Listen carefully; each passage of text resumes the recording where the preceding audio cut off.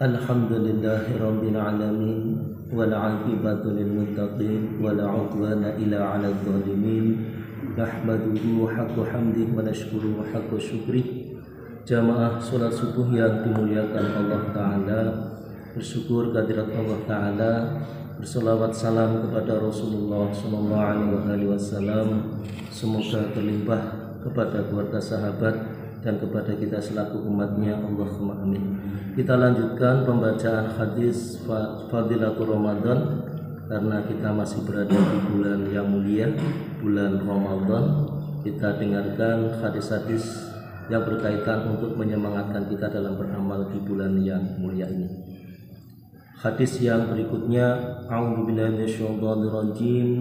An Abi Hurairah radhiyallahu anhu qala qala Rasulullah sallallahu alaihi wasallam salasatul la yuraddu da'watuhum as-shaimu hatta yuftira wal imamul adilu wa da'watul madlumi yarfa'uha Allahu fawqal ghamami fayuftahu laha abwabus samai fayaqulu rabbu wa izzati la ansurannaka walau ba'da hin. Rawahu Ahmad. Dari Abu Hurairah radhiyallahu anhu berkata, Rasulullah sallallahu alaihi wasallam bersabda, ada 3 orang yang doa mereka tidak ditolak. Seorang berpuasa ketika akan berbuka, pemimpin yang adil, dan doa orang yang dizalimi. Allah mengangkat doa itu di atas awan dan dibukakan untuknya pintu-pintu langit.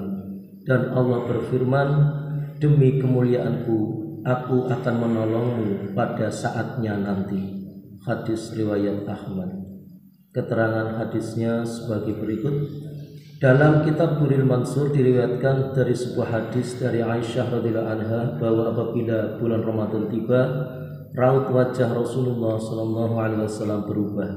Beliau lebih memperbanyak jumlah rakaat salat sunnahnya dan berdoa dengan lebih tawadhu, dengan rasa takut yang lebih besar kepada Allah Subhanahu wa taala.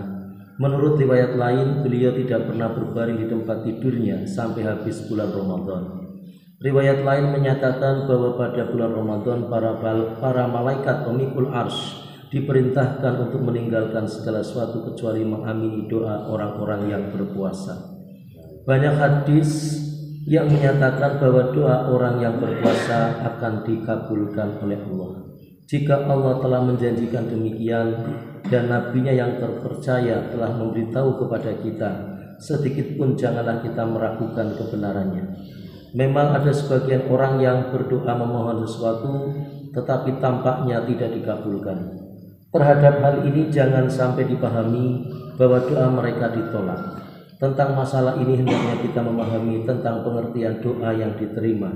Rasulullah sallallahu alaihi wasallam bersabda, jika seorang muslim berdoa kepada Allah dengan syarat tidak untuk memutuskan silaturahmi atau untuk suatu dosa, pasti ia akan menerima salah satu dari 3 hal berikut ini. Yang pertama, ia akan langsung memperoleh apa yang dimintanya. Jika tidak diperoleh seketika itu juga. Yang kedua, ia akan diselamatkan dari musibah sebagai ganti dari permohonannya. Atau yang ketiga, pahala doanya disimpan untuk diberikan di akhirat nanti. Hadis lain menyebutkan pada hari kiamat Allah akan memanggil hambanya dan berfirman, wahai hambaku, aku pernah menyuruhmu agar berdoa kepadaku dan aku telah berjanji akan mengabulkannya, lalu apakah kamu telah memohon kepadaku? Jawab hamba itu, iya, hamba telah berdoa. Maka Allah berfirman, aku pasti menerima doa apa saja yang kamu panjatkan. Kamu berdoa agar dijauhkan dari bencana, maka aku telah menunaikannya di dunia. Dan kamu berdoa agar dijauhkan dari kesedihan, tetapi kamu tidak merasakan hasil doamu. Sebagai gantinya, aku tetapkan untukmu ganjaran dan pahalanya di akhirat. Rasulullah sallallahu alaihi wasallam bersabda bahwa orang itu akan diingatkan lagi tentang doa-doanya dan akan diperlihatkan doa-doa yang telah dikabulkannya di dunia atau pahala yang telah disimpan untuknya di akhirat. Dan ketika ia mengetahui pahalanya yang banyak, maka ia berharap agar tidak ada satupun dari doanya yang dikabulkan di dunia sehingga ia bisa menerima semua pahalanya sepenuhnya di akhirat. Sesungguhnya doa merupakan perkara yang sangat penting, dan mengabaikan doa merupakan kerugian yang sangat besar. Meskipun pada zahirnya tidak ada tanda-tanda doa kita diterima, hendaknya kita tidak berputus asa dari rahmat Allah. Dari hadis panjang dari penutup buku ini telah jelaslah bahwa dalam mengabulkan doa hambanya, Allah sangat mempertimbangkan kemaslahatan untuk hambanya. Jika dalam doa kita itu terdapat kebaikan, maka Allah akan mengabulkannya. Jika tidak, Allah tidak akan mengabulkannya. Yang demikian itu juga merupakan karunia dari Allah Subhanahu wa Ta'ala. Karena ketidakpahaman kita sering meminta sesuatu yang tidak sesuai dengan keadaan kita. Masih cukup panjang, bisa dilanjutkan pada kesempatan berikutnya.